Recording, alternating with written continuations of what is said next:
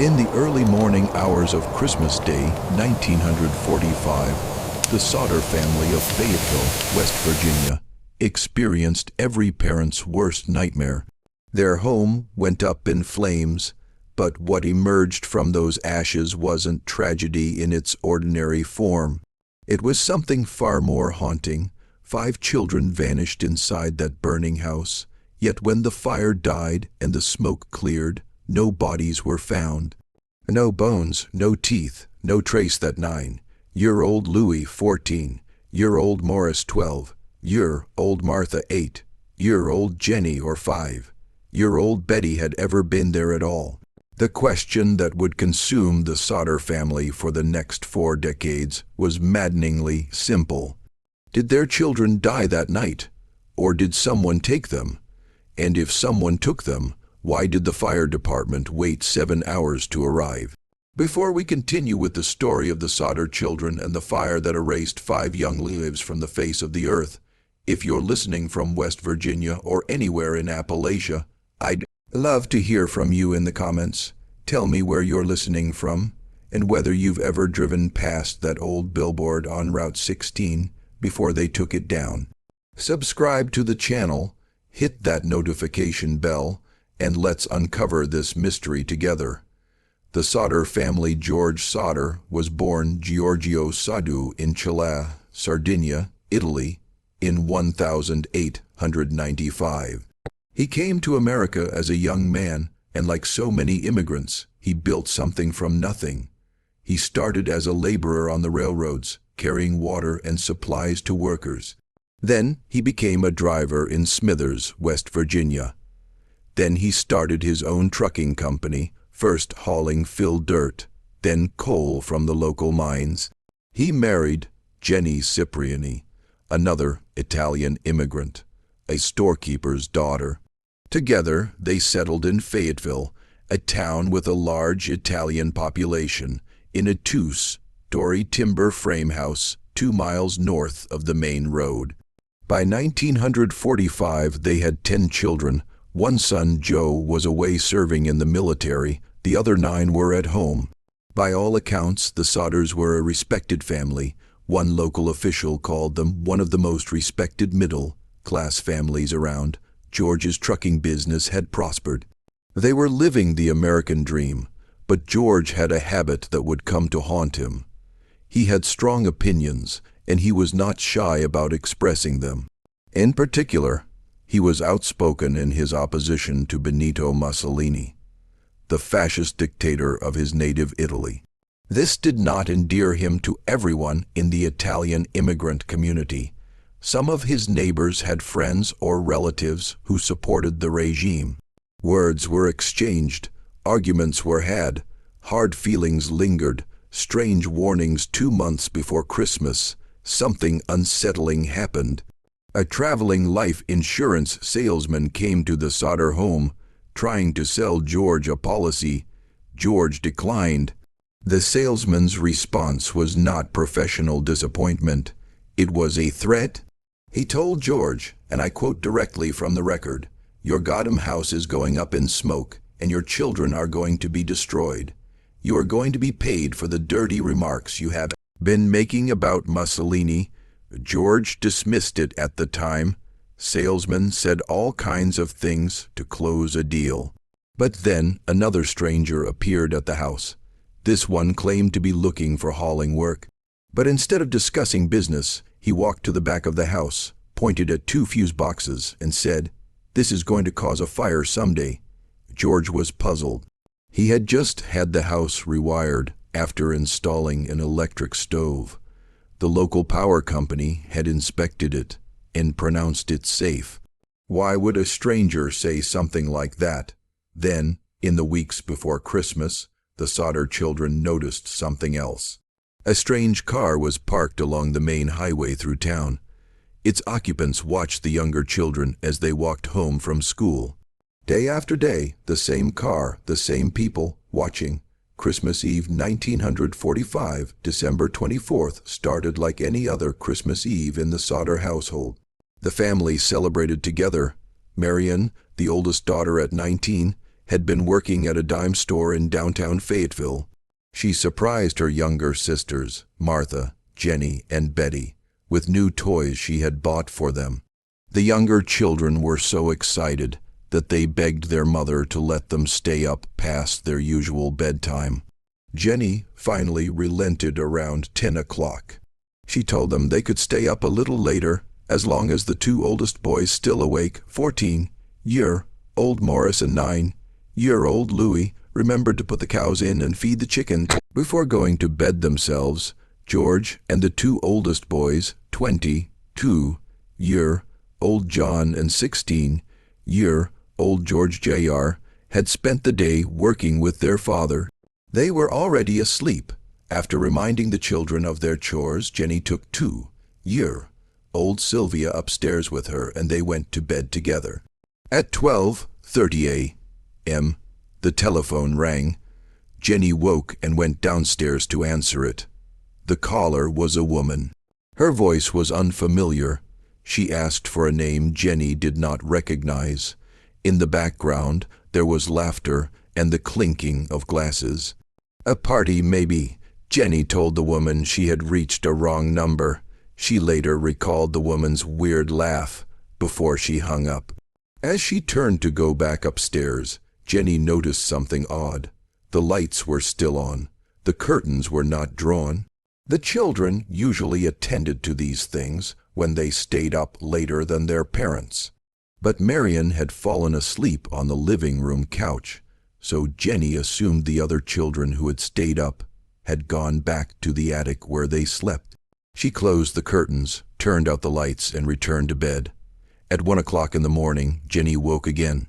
This time, she heard a loud bang against the roof, followed by a rolling noise. Something had been thrown onto the house. She listened for a moment, nothing else. She went back to sleep. Half an hour later, she woke to the smell of smoke. This time, when she got up, she found that the room George used as his office was on fire. The flames were concentrated around the telephone line and the fuse box. The escaped Jenny screamed for George. He woke and immediately woke his older sons. The family scrambled toward the exits. George, Jenny, Marion, Sylvia, John, and George Jr. all made it outside, but the 5 younger children, Morris, Martha, Louis, Jenny, Irene, and Betty, were still upstairs in their beds. Or at least the parents assumed they were. The stairway was already engulfed in flames. No one could get up. No one could get down. The family screamed their children's names. They shouted for them to jump from the windows. There was no response, not a sound, not a cry, not a single voice calling back. The upstairs remained silent. What happened next defied explanation. George, barefoot and desperate, tried to climb the outside wall of the house. He broke open a window, cutting his arm badly in the process. He and his sons intended to use a ladder to reach the attic window and pull the children out. But the ladder was not in its usual spot, leaning against the house. They searched everywhere. It was gone. George had another idea. He ran to the 2 coal trucks he used in his business. If he could drive one of them up to the house, he could stand on its roof and reach the attic window. But neither truck would start. Both had worked perfectly the day before. Now, at this exact moment of crisis, neither engine would turn over. Marion ran to a neighbor's house to call the fire department. The phone there would not connect to an operator. A driver passing by on the nearby road saw the flames and stopped at a tavern to call. That phone, too, was dead or would not reach anyone. It took several attempts before someone finally got through from another phone in the center of town. The Fayetteville Fire Department did not respond immediately. The department was volunteer-based. They relied on individual firefighters calling each other. The war had left them short-staffed. Chief F.J. Morris later admitted that he could not even drive the fire truck himself. He had to wait until someone who could drive was available. The fire truck did not arrive until 8 o'clock in the morning, 7 hours after the fire started. By then, the Sodder house had burned to the ground and collapsed into the basement. The search, when firefighters finally sifted through the ashes, they expected to find the remains of 5 children. What they found was nothing, or almost nothing. Chief Morris told the Sodders that they had not found any bones at all. But according to other accounts, they did find a few small bone fragments and pieces of internal organs. They chose not to tell the family about these findings. The search was cursory at best. Modern fire professionals have noted that it was shockingly incomplete. Nevertheless, Chief Morris concluded that the 5 missing children had died in the fire. He suggested the blaze had been hot enough to burn their bodies completely. But Jenny Sodder was not convinced. She looked at the rubble and saw something that troubled her. Kitchen appliances had survived the fire. Metal fixtures were still intact. The roof had collapsed, but fragments of tin roofing remained. If the fire was hot enough to turn 5 human bodies into ash, why were these everyday objects still recognizable? She conducted her own investigation. She burned a small pile of animal bones in her own fire. They did not turn to ash. They remained bones. She contacted a local crematorium and asked an employee how hot a fire needed to be to completely destroy human remains. The employee told her that even at 2000 degrees Fahrenheit, far hotter and longer than the Sodder house fire, bones would still remain. A 2-hour cremation leaves fragments. A house fire, even a severe one, leaves skeletons. The Sodder house had burned for 45 minutes. The temperatures were nowhere near crematorium levels. Something else bothered her. The Christmas lights on the tree had remained on during the early part of the fire. If the fire had been caused by faulty wiring, as investigators concluded, the power should have gone out. The lights would have died, but they didn't. Then the ladder was found. 2 weeks after the fire, someone discovered the missing ladder at the bottom of an embankment, 75 feet from the house. It had been deliberately moved and hidden, and the telephone lines. A repairman told the Sodders that the lines had not been burned through. They had been cut.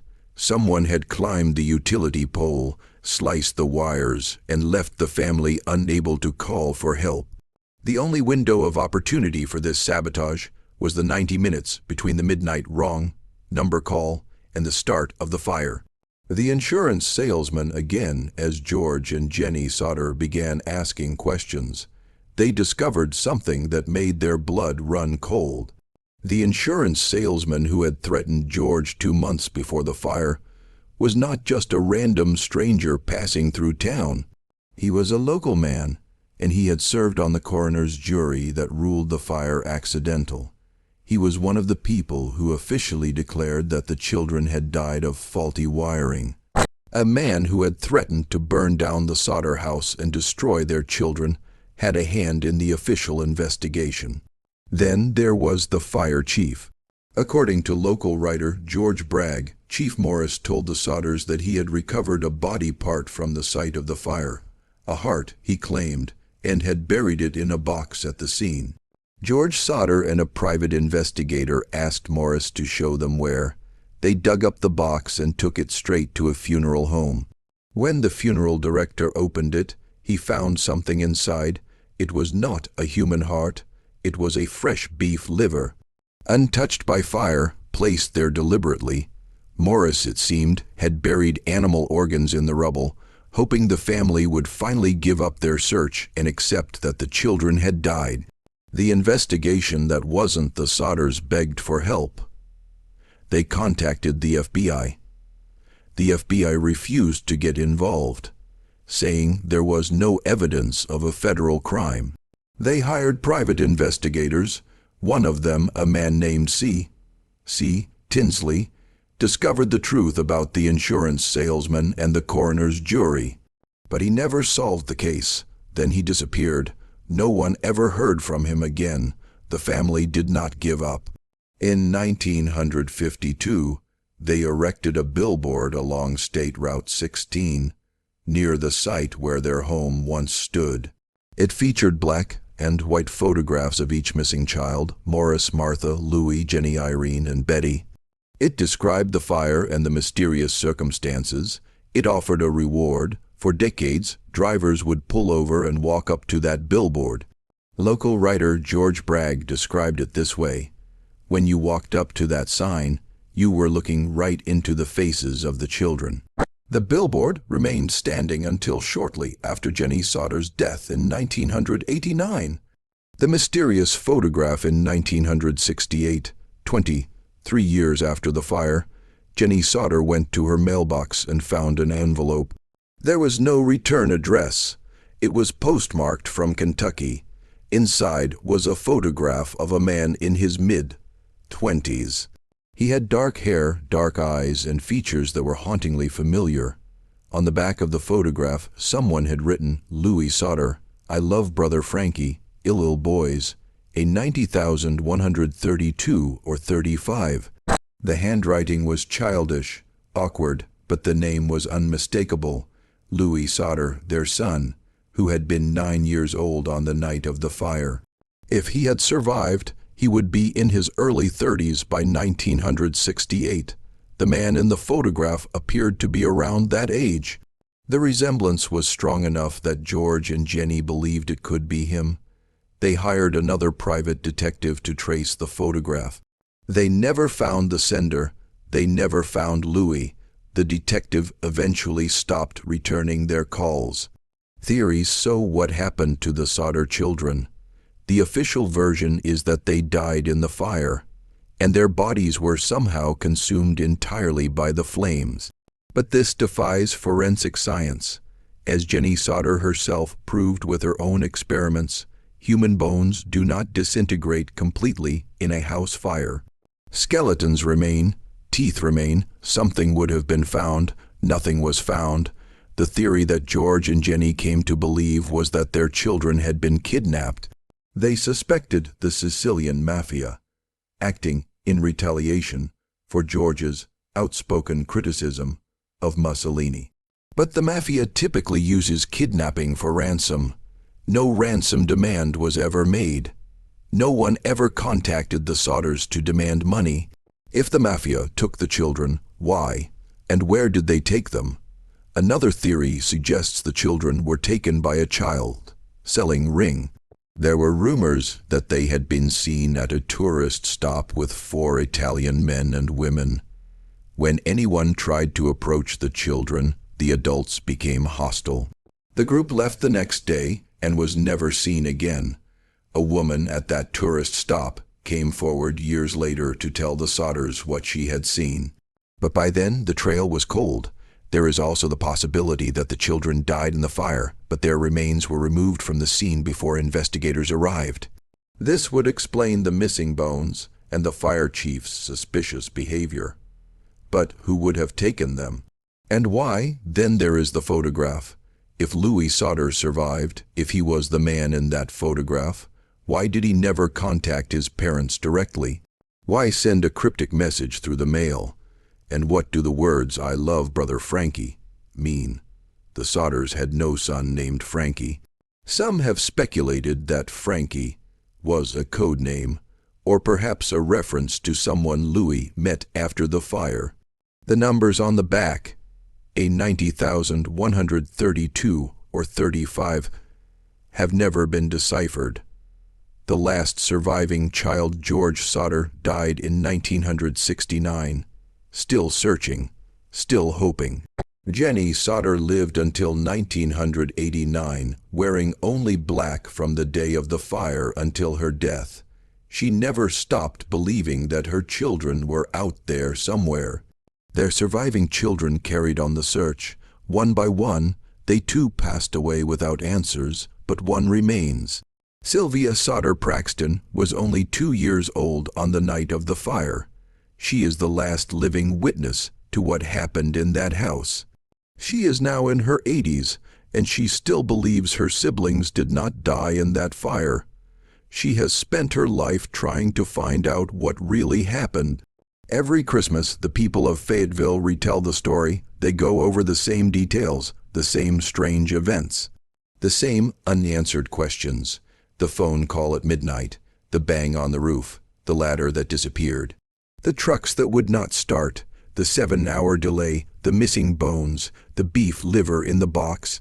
The photograph from Kentucky, the name Louis Sodder scrawled on the back. What do you think happened to the Sodder children?